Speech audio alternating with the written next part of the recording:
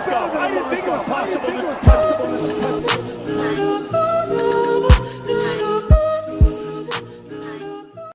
SoCal Radio, my name is Rock P. We're here with a spotlight artist today. I got Nykkyn in the building. What's up, Nykkyn? How you doing, dude? Dude, I'm doing good. Yeah. Glad you can make it down. Yeah, I'm actually glad I could make it too. I have a lot to talk about today.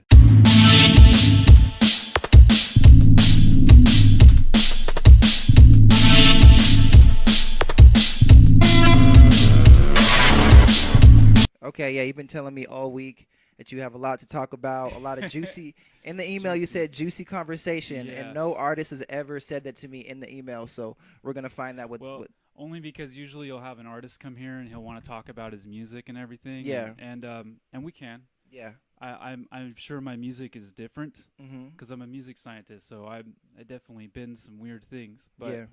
I've learned more about the entertainment industry, the music industry, that really, it kind of disappointed me, but at the same time it opened my eyes to newer opportunities that I don't think a lot of musicians are thinking about right now. You know what? I want to get right into that, but Yeah. I don't want to jump into it so quick. We got to give the people it's juicy. something. Yeah. We got to give the people something, to, be excited about towards the end. It's going to be an exciting interview all the way. Don't get me wrong, but yeah. that's the climax of the of the interview right We'll there. get there. So we're here with Nykkyn, man. Where are you from? I'm actually kind of all over California. I've lived mostly here in LA, Ventura area, and I've also lived in Fresno a lot. Mm-hmm. And I've kind of scattered around, jumped from Sacramento, San Francisco, Santa Barbara, just been everywhere. So I consider myself a California person. You're a California generally. person all around. Yeah, pretty much. Southern California. Kind of like just because I've been up to the NorCal too. I just wasn't up there as much as the SoCal. So Okay. I guess dominantly SoCal. Dominantly. So what do you consider your hometown out of all those places that you've been to? I don't know, because it's kind of been even. I think maybe Fresno would be my hometown. Fresno? SoCal. Yeah. You said what kind of cow? Central Cal. SoCal. Cal. Yeah. I've never heard anybody say that before. Yeah, the Central Valley. As SoCal. as a SoCal native and pretty much person who's been in SoCal their life, Yeah. I've never heard anybody say SenCal. I've only heard NorCal. That's a new Well, one. that's huh? a new one. I'm Yeah. glad that you brought that to You us. know, it's Nykkyn. actually, there's a lot of stuff going on over there. You really wouldn't think about it because they don't get a lot of advertising going on or anything. It's mostly underground. Okay. So hip-hop and house music pretty much rules Fresno. In my mind, that's the way I see it. They're ruling Fresno right now. So what would you consider, like, I listen to your music and, I have my own perception of what I think it is, but what do you consider your music? What do you call your music? It's kind of, well, it's drum and bass. The whole foundation is drum and bass, and I'm trying to make it more and more like the neurofunk drum and bass they have. They play it at EDM raves and shit like that. But it's kind of like it's got a blend of rock and roll and hip hop with it. So I feel like I could name off a few of my influences. I think of Rage Against the Machine. I think of the Metalheads. I think of DJ Kubert. I think of the Beastie Boys. Things like that are kind of avant-garde, but they made kind of a mark, Okay. So, yeah, I guess that would be kind of what I am. But it's mostly drum and bass. Drum and bass. Okay. Yeah, when I heard it, I was like, yeah, it's kind of got a bounce to it, I don't want to call it like electronic, or I don't want to call it any sort of EDM or anything like that. Yeah, because I don't want to quite call it house either. Yeah, it's different. Yeah. But I wish one of my engineers, his name's Quinn. Yeah. He's a young producer coming up in the ranks, and he does a lot of drum and bass too. He has an appreciation for it. Yeah. He comes from that background, and but right now he's doing a lot of trap. He's working with my partner but I really wish he was here. You guys would have vibed out a lot on that. But we're gonna vibe out on it too, though. We're gonna hopefully play some a little bit later on. Yeah, for sure. Yeah, we're here with Nykkyn, SenCal. Yeah. Fresno. So, what else were you interested in learning about? About you? Yeah, I guess. Everything, bro. So, where you're from. The next thing I want to talk about is what kind of projects are you working on right now? I'm sorry. I want to talk about your production style. Well, production style, because I'm working in real time with instruments rather than on a computer. Okay. a lot of it just comes back to making sound, Mm-hmm. and then I make like several different kinds of songs or tracks or whatever Mm-hmm. with the same sounds Mm-hmm. because I'm experimenting with what I can do. You call yourself a scientist. Why would you say you're a scientist? Well, I invented one of my instruments that I use. It's called a DEFNOX, and what it does is it uses divergent signal to make tones. And what I you learned, lost me at divergent signal. so yeah, basically it's like What does that mean for the people? it's basically there? being a propelled sort of air guitar sound because of it has a sort of feedback attached to it. And what happens is you're just listening to pure electrical current. And when you do that, when you put it through the right filters with this machine, it actually makes the signal scatter so that it wants to harmonize. And what's interesting about the DEFNOX is that when you want to tune a guitar, for instance, you'll tune it based on the scales of 5 and get it linked up. Well, the DEFNOX creates its own harmonic sequence, and I really can't tell if it's between a 9 or 10 or even 12, or if it's actually 12 like we have. We have a 12-tone octave, but it does its own thing. So this kind of proves also that not only does the human mind want to have sound harmonized, but electricity itself wants to do that. Wow, you just took it to a whole nother level there. Right. So you're talking about electrical signals harmonizing with each other? Yeah, that's correct. Wow, that just blew my mind a little Right. bit. So I can use that pure electrical signal Mm-hmm. to play like a guitar. The only problem is it's divergent. It wants to do its own thing, so I kind of have to solo with it or make loops out of it. What track did I hear that sound on? The 2 tracks that I have on this album that I think I sent to you were either Who You Gonna Call Out, or the other one was Ice at Ice, which both of them are kind of semi-political, and Who You Gonna Call Out specifically was about the music industry. I dealt and talked to a lot of major people, so they gave me a good idea of what I was about to get into, and it scared the shit out of me, basically. Wow. Yeah. All right then. Well, we're gonna take a quick break, and we're gonna get into that. You said you had the juicy Yeah. conversation, so we're gonna Juicy. give us some insight and some inside knowledge, directly from Nykkynn. Coming up right after this, SoCal Radio, where local meets mainstream. My name's Rock P. Nykkynn. Let's go. SoCal Radio, where local meets mainstream. My name is Rock P. I'm here with Nykkynn. We got our spotlight artist today, producer, scientist, Music scientist. music scientist, Unofficially, of course, but I mean, self-proclaimed. self-proclaimed because it's 15 years of doing that to this point. Now I've gotten to this point where it's really deep. So Okay, well, we're Yeah. gonna get deep right now. I mean, I understand you have some stuff that you want to share with the people. yeah, you know, with some everybody. inside knowledge Mhm. on the music industry. What's Yeah. your experience with the music industry, man? Well, so there's actually, just to start off, there's a lot of videos that you can watch about the whole 360 contract thing. And a lot of that whole music industry thing has to do with the fact that the people who are running record labels themselves are a lot like a Kirby salesman, Kirby vacuums. And I'm not even kidding. okay. They're just looking for a good buyer. You know, so somebody who's really into themselves or really wants fame or really wants all these things, they'll be the most likely buyer for them. So here I'll jump back to my experience, because I used to throw raves for like 8 years in Fresno. And when I was first getting into that, I used to dream about how I'd get all this attention and stuff. But then once you're like a big fish in a small pond, you know, you have realizations, and then you kind of realize it's not so much about the attention as it is I just want to have fun making music. And so a lot of that fame concept blows away. So recently I've had two different record labels that had gone in contact with me, and then also another person who knew how to run the business. And so he's basically an A&R that's doing it on his own time. You know what I mean? Without a record label.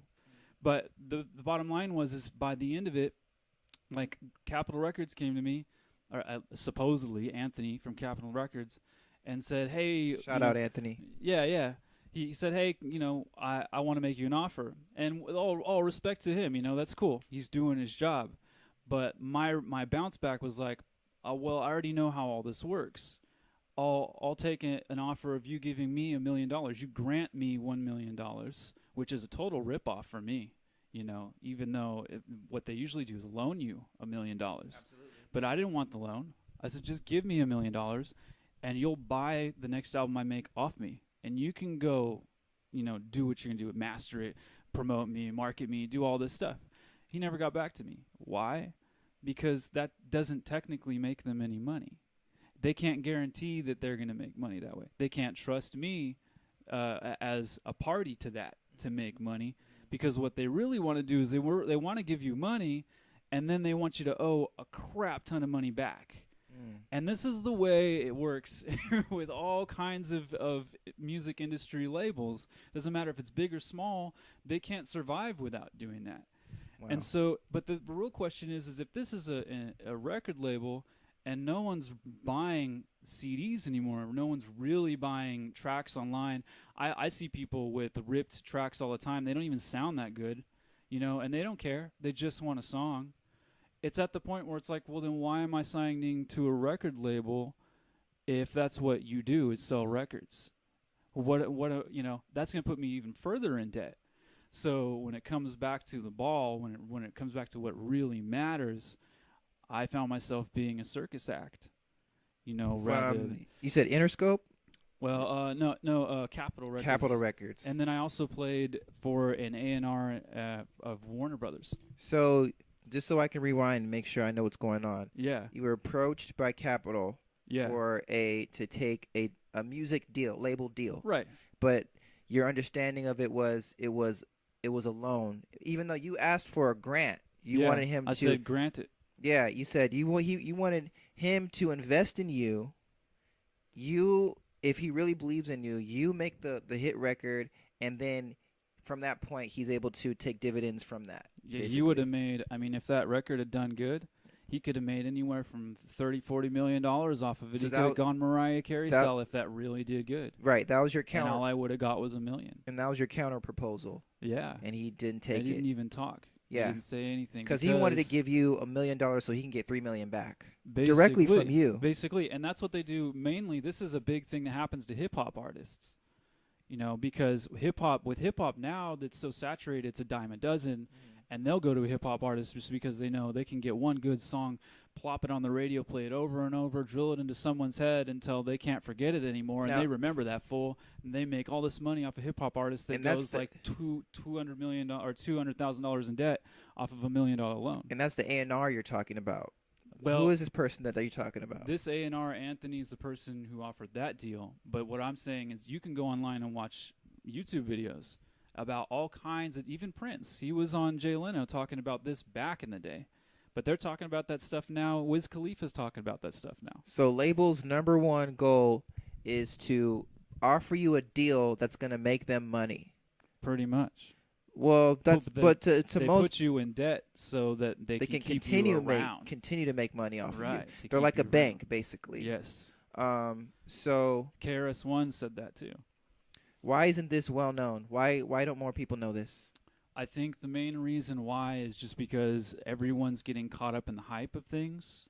You know, I get to be, just like I was saying, I get to have the attention, I get to be the musician, I'm going to sign to a record label and they're going to make me famous, but they're not really thinking about what that means on paper. You know, for instance... they want you to stay in debt so you can pay them off forever. Pretty much, and even the way to pay off $200,000, how are you going to do that? You're going to take out another loan, make another album, and then what? Now you're $500,000 in debt? You know, it just keeps going. What the people have to realize is when you get a record deal, it's a loan, you know? So when you get an album, that's dollar signs in the label's pockets, not your pockets. Pretty much. You know, you're in debt. You're in debt to the label, so they're going to say jump, and you're going to say how high. Right. Because I also have a solution to that too, though. Okay, we're going to get to that solution right after this break. Yeah. So, you already know what it is. I'm here at Nykkynn. He's dropping super knowledge right now. You guys need to stay tuned to this. My name is Rock P, SoCal Radio. Coming up next.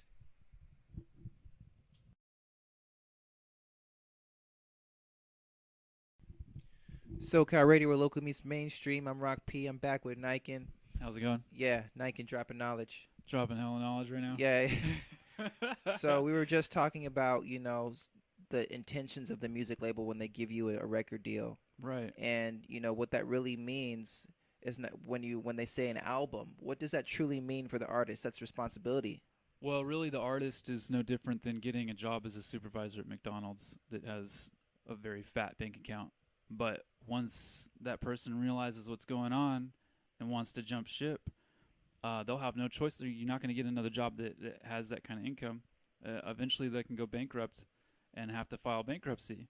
But if all that happens, they'll confiscate everything they own. So they kind of get stuck to the label. You know what I mean? Mm-hmm. It's kind of like like we were talking about earlier. You kind of become an audio slave in a lot of ways. That sucks so bad. Yeah. And it's just like it kind of kills people's dreams. Sorry, but it's just like, you know. There is an upside though. What's the good side? What's the upside? Because right now there's a lot of independent musicians, and this is why indie rock is the way it is. Indie rock kind of caught on because, you know, rock bands aren't doing as well as the new music is now.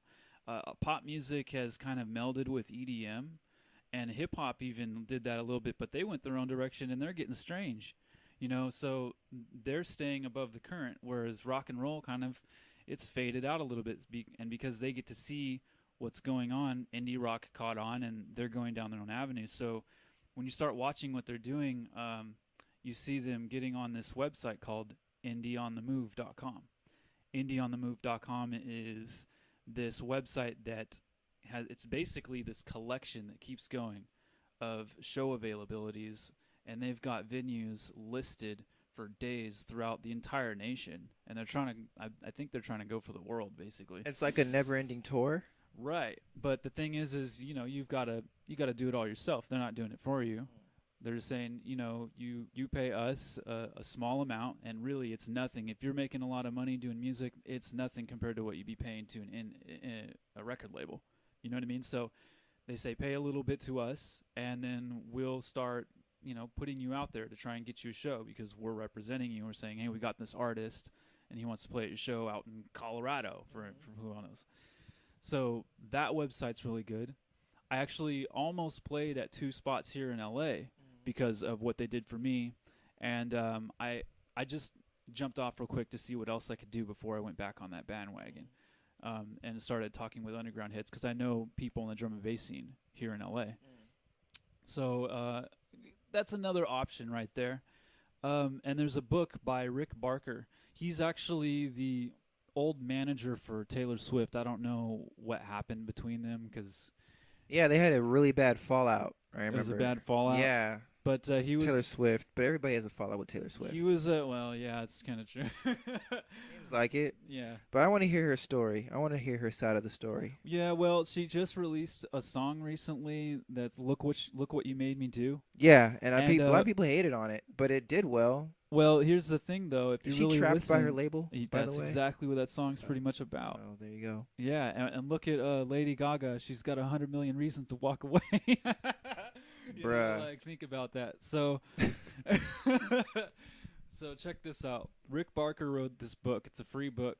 You could look up Rick Barker Twitter and find him on Twitter. You just look it up on Google, and he'll give you. I mean, I think his link to that book is on his Twitter, and it's a good book. It explains a lot of different things you can do.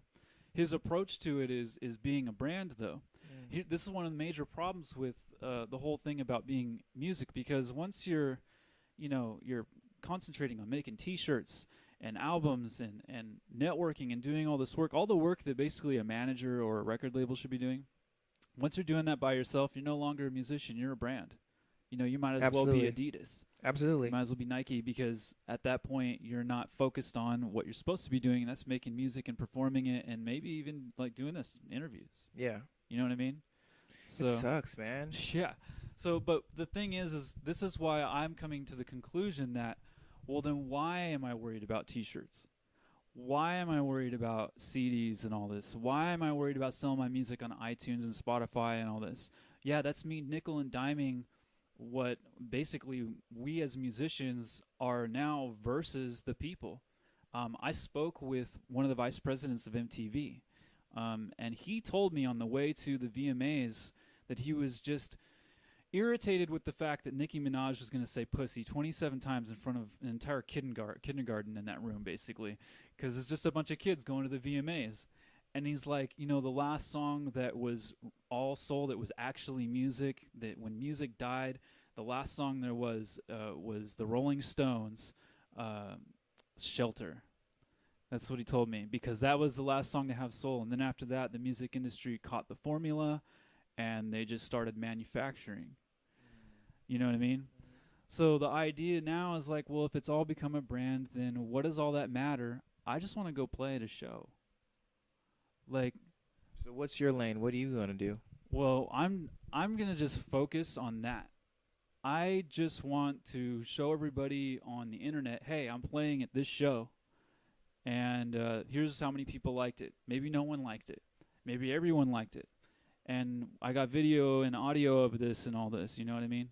And that's what that is. Because that's all it really needs to be. I'm a circus act now. I'm not a band. I'm not a brand. I'm not with a record label. I don't have a manager. I don't want any of that stuff, because it's hard for us to make money nowadays just because it's us versus the people. It's like I'm a Ferrari, bro. I'm a Ferrari. I'm worth $1 million. When I go to the buyer looks at it and goes, nah, I'll give you $250 for it. For a Ferrari. Right, for a Ferrari. And I'm like, fuck that. You know, look at venues. Venues are the ones that are responsible for the fact that they don't want to pay a musician that much. A musician doesn't make shit at the venue. The promoter makes more than the artist. You know what I mean? So at this point, my whole like protest of it, I guess I should say, is that I don't want to play anywhere that can't meet my financial standards, because they're up there, and I know I'm worth something.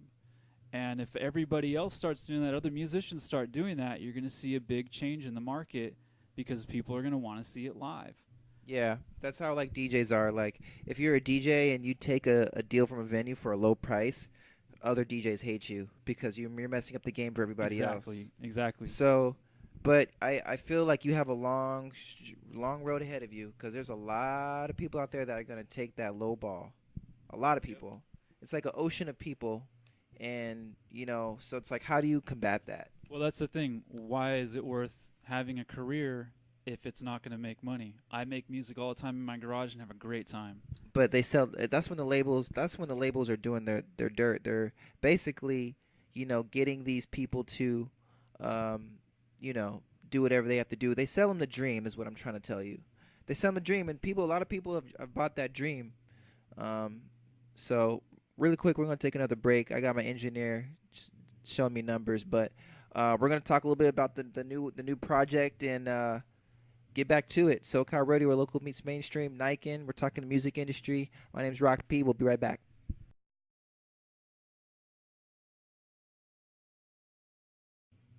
SoCal Radio, where local meets mainstream. Here at Nykkynn. Man, so how can you tell the people, knowing what they know now about the music industry and their intentions and what it's like to really be an artist, not from a musical standpoint, but from a business standpoint, what kind of knowledge can you tell them directly and how to conduct themselves from here on out, what their mindset should be, and in terms of them being a musician and sharing it with the world? Well, my mindset on it is that I just want to go play shows, and you kind of have to negotiate, like you're saying. You know, people are going to lowball, and they're always going to take the lowball. But if that's all people are after in music, first of all, I'm not going to pay for a dumb crowd. I'm not playing for a dumb crowd. You know, that's a waste of my time. A crowd that's looking for something fun and specific, it's going to be a lot more fun to watch someone make the music in front of them than to just stand behind a table and dance around, because that's what I used to DJ. I know what that's like. If I want to see a real DJ, I'll go watch DJ Craze. He's playing on the wax. I put myself in a position to try and get as many people to hear my music as possible on the internet. The internet's a lot more powerful than you would think. And then I also made myself available to any opportunity I could to play in front of a record label, which I did, Warner Brothers. And I know that lingered around because I actually wrote a music science book. And then after talking to the guy, You published it and everything? I published it, but then I took it off the internet after I talked to the A&R because it kind of made me sketchy. Like, oh, hey, I just published all this new information about music, Yeah. and then this guy comes along and says, well, we're looking for a pop star mostly, but we'd love to read your book. Oh yeah. So I'm like, no, I'll take that away. But the thing is I Wait, put you're myself saying like out. they're trying to like take your book from you, basically? You just don't know. You shouldn't be so easily trusting anybody in this industry at all, because music itself is filled with snakes. It just is. And possibly if you're like doing as good as Madonna even, you would have to become part snake just to be in that kind of position. You have to scrape your way to the top, which isn't something I'm looking to do. If someone else wants to do that, that's who they're going to end up becoming, just because business does that to you. You know what I mean? But if You know what, you're so right too, because like it's crazy. like I work in sales, right? Yeah. And like I watch people change like just to get the sale.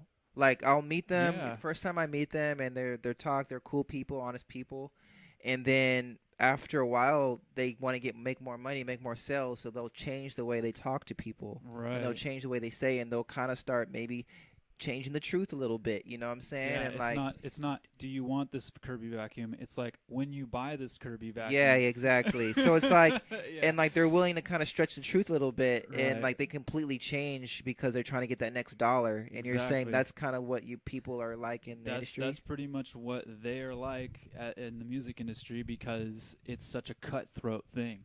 Even in They'll the underground. say what they have to say. Yeah, they'll say whatever they have to say to get something, because they need to keep that ball rolling. And it's the same thing with the raves, same thing with any kind of music industry. It's all that way. So you just have to, this is why my whole conclusion is like, I just don't want to deal with that. The only snake I'm going to deal with is the venue owner and the promoter, because those are the guys that are negotiating. The venue owner's charging the promoter, and the promoter's paying me. So the promoter has to get the money from somewhere. He's getting it from the people. And that's why my whole solution is like, look, if you got 500 people in that room, I want $1 from each of them. That's fair. I don't want 25 cents. I don't want 50. I want $1. You're getting plenty of money. You can pay the venue owner. And if he's charging you too much, you can talk him down, because you're a snake too. You know what I mean? So it's all about negotiation. I'm at that point where it's like, I'll negotiate. I don't mind playing a few free shows in the beginning, though, because no one knows me yet. I'm totally ready to do that. But once the ball starts rolling, I cost money. I think it's important for people to know that they need to have the mindset of you are an equal in the contract or in the deal. You're not somebody getting hired to do work. You're somebody, you should think of yourself as somebody who's partnering with another entity, basically, you know? So when somebody tries to say, so you should always have a 50-50 mindset. Yeah, totally. So I think people should take that away from that as well. Yeah, it should be a 50-50 mindset. And even if it's $20 at the door, I would still charge $1 per person. Mm-hmm. I don't care if you're charging $30, $40 at the door. Yeah. If there's going to be 1,000 people in there, I want $1,000. Yeah. And that's not too much to ask. It really isn't. Yet, I've played at different That's venues, true. and they give you $20. Here's $40. You made $40 tonight. Why? Where the fuck is my money, dude? Why would you ever play somewhere with 1,000 people and not make $1,000? Exactly. If you really think about it, Right. you did work, and you're serving people, and there was 1,000 people in the room. Why can I not at least get $1,000 Right. for each person? And where else am I going to get the money? When it really comes down to it, you're seeing the product being made right there in front of you at that show.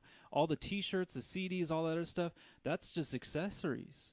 That's nickel and diming, whatever. The money is at the venue, so where's my money? Yeah. You know what I mean? Yeah. So that's my conclusion. Okay. No, that was a good conclusion, dude. I think that Yeah. was cool. I think people need to hear that. They don't hear that enough. It's not all, flowers and candy and It's butterflies. You gotta go into it with realistic eyes. So we're gonna talk a little bit about the album. Yeah. It's called IDKY. I don't know yet, Or I don't know you. or I don't know you. Yeah, I don't know you. If you take a look at the artwork, it's really dope. There's the back there. And tell me a little bit about the artwork, how it came together. Actually, it's based on circles in squares. Circles and squares. I just realized that. Yeah, there's circles in squares. And all sound actually happens like a spiral in a circle. and you'll notice that a lot of those are instruments or a speaker or what have you. They're all circles. So it's kind of like a universal understanding of it's a music science thing, I guess you could put it. And then there's the sun. The sun is light. Light is a vibration. Vibration like sound. So I tried to find all the instruments that look like circles. You got a drum, a speaker, 2 different drums really. You got the head of a mic. You know, it's all based on taking in circular sound. You took these pictures? No, I just stole them off the internet. Okay. And in the back we got frequencies, or what are those?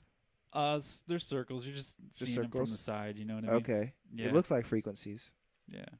So that's what the album art's about. Yeah. The album itself is it's based off of cold harmonics, which is something that I've been getting into. It gets away from basic harmonics. It breaks a lot of music theory rules in order to do it.